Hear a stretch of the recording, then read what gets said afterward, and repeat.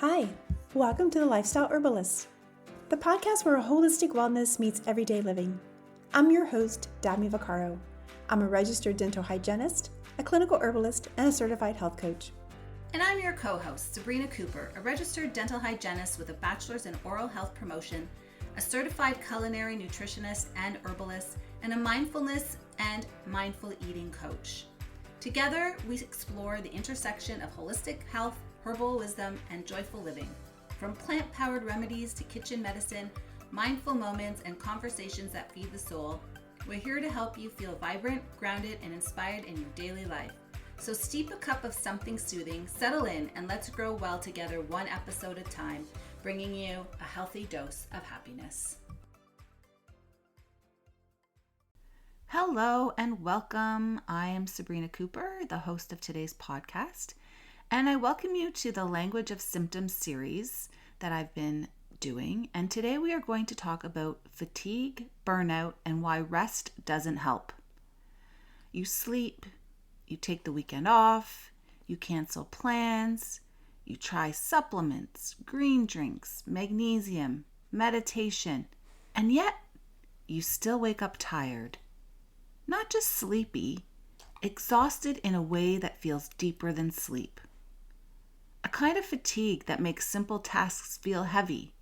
A brain fog that steals words mid-sentence. A body that feels like it's moving through wet cement. And maybe the most frustrating part, you've probably been told you need to prioritize sleep, you just need to rest, you are probably stressed. But what if fatigue isn't a lack of rest? What if it's a sign that your body no longer feels capable of recovery? Today we're talking about fatigue, burnout, and why exhaustion is often less laziness, weakness, aging, or lack of motivation, but a physiological state of overload. And once you understand what burnout actually does to the nervous system, hormones, brain, and mitochondria, you'll never see being tired the same way again. Fatigue is not just about energy. We tend to think of fatigue very simplistically. No energy in, no energy out. But biologically, fatigue is far more sophisticated than that. Fatigue is often a protective adaptation.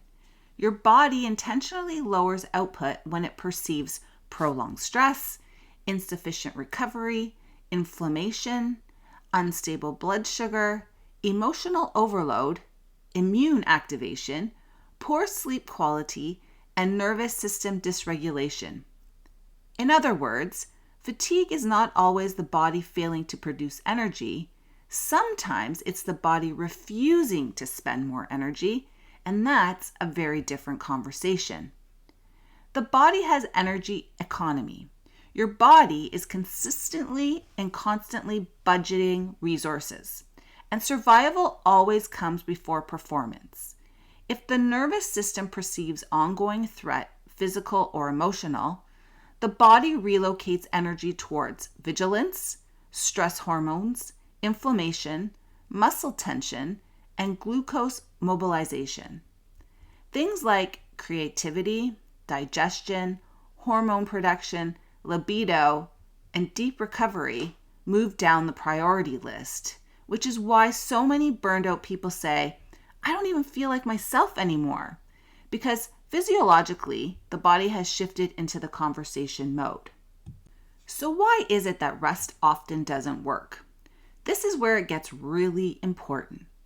Many people think burnout means, I need a vacation, I need to get away. But burnout is not exhaustion. It's system dysregulation. You can rest physically while your nervous system stays hyper alert. And this is incredibly common.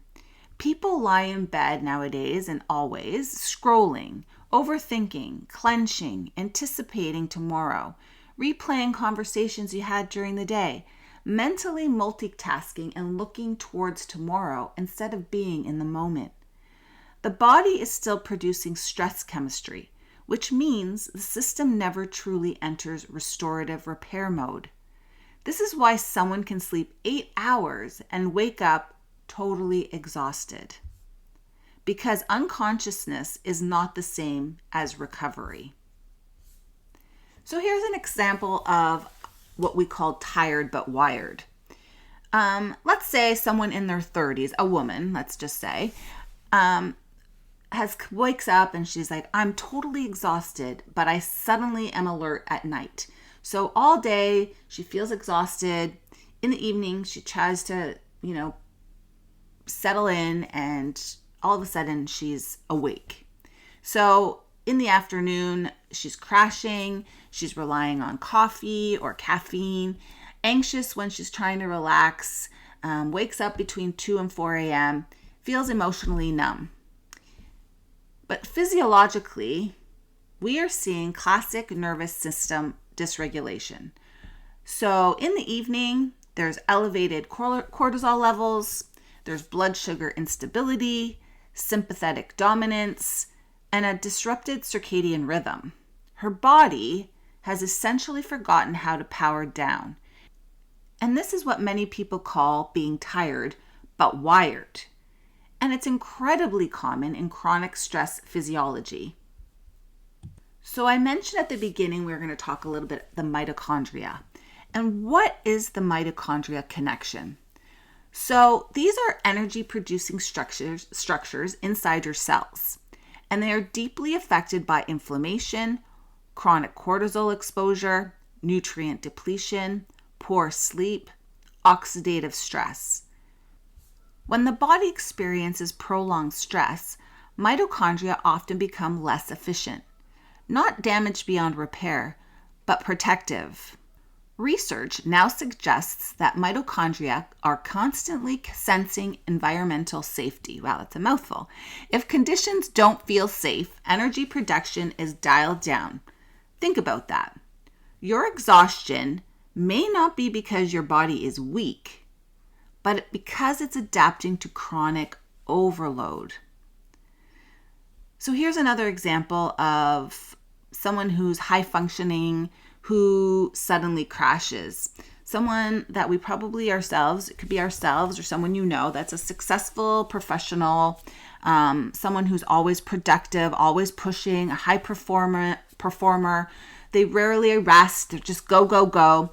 So for years, adrenaline compensated until suddenly, one day, they're like, I don't feel right. Brain fog appears.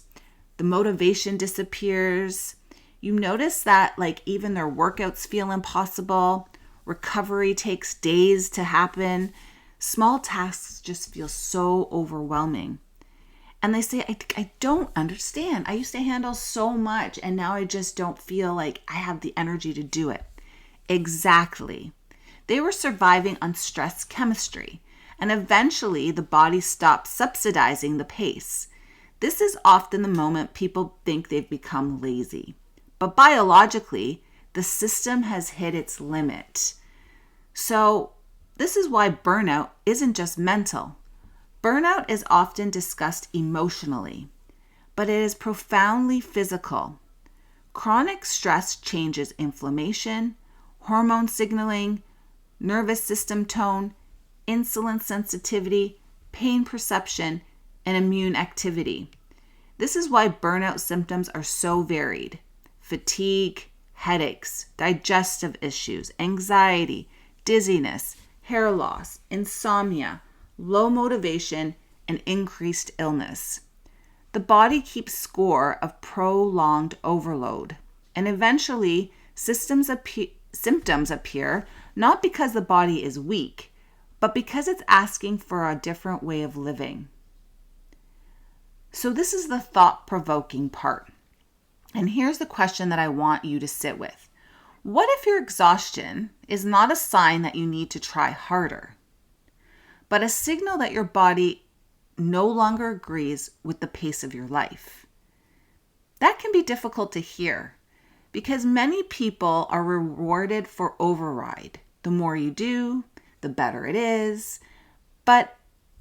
And you're for pushing through, for being available, for ignoring limits until the body removes the option.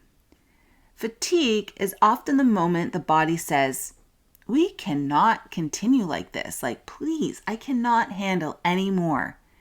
And what's fascinating is that many symptoms people hate, brain fog, exhaustion, low motivation, may actually be protective brakes, because without them, they would continue driving themselves past capacity.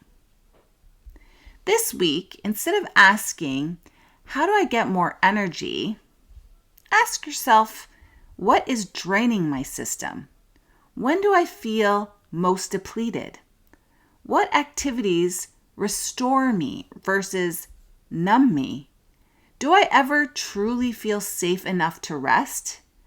Am I recovering or simply stopping temporarily? And most importantly, what signals have I normalized? What signals have I normalized? What am I so used to hearing my body telling me that it's just become normal now? Because many people and many of us don't realize how exhausted they are until they briefly feel regulated again. Track your patterns. Notice energy crashes, sleep quality, caffeine dependence, emotional numbness, resentment, overstimulation, and the inability to relax. Not with judgment, but with curiosity, because symptoms are data, and fatigue is one of the loudest messages the body can send. Do something for your body this week. Find time to just listen in to what your body is telling you. And when you're doing things that make you feel great and make you feel energy and energized, those are the things that you want to stay with. Because what I've learned with my body and when it gets tired or fatigued is that there's not a one size fits all. Everybody needs different things. So for somebody, it might be yoga. For somebody, it could be a walk. Sometimes it's just being still, giving yourself a day to yourself just to do a massage or go get your nails done. Or for men, it might be, going to watch a baseball game or something that really fuels you. Something that you can do for yourself, or surround yourself with the people that lift you instead of negativity and things that kind of bring you down. You have to remove yourself from certain situations so that you can replenish and refill and, fill that cup up with things that make you feel joy. Because it's really, really important, because, you don't want to be burnt out. And like I said before, fatigue is one of the loudest messages that the body is sending you. You shouldn't feel so tired and depleted. We should feel great. And so I know it's not easy to remove yourself always from the situation. I know, firsthand that it's not easy. Emotionally, things can drain you. Physically, you have a lot of things happening to you all at once. But we just need to find that time to really sit back and listen to what our body is telling us and give it the things it needs. I'm going to continue this series, and the next one that I'll be talking about, I'm going to explore anxiety, not as a personality trait, but as a nervous system state. I'm going to talk about why anxiety shows up physically, how the body learns hypervigilance, why calming down feels impossible for some, and what your symptoms may actually be preparing you for. Because once you understand the language of symptoms, you stop asking, what's wrong with me? And start asking, what has my body been trying to protect me from? And the question changes everything. I hope that you enjoyed today's little part of my series. I'll add some show notes, references, and citations in the show notes. And you have to listen into more of the podcasts with Dabney and I. And we look forward to bringing you great content and bringing you a little dose of happiness into your world. Things that might give you nuggets of information that you can use in your everyday lives.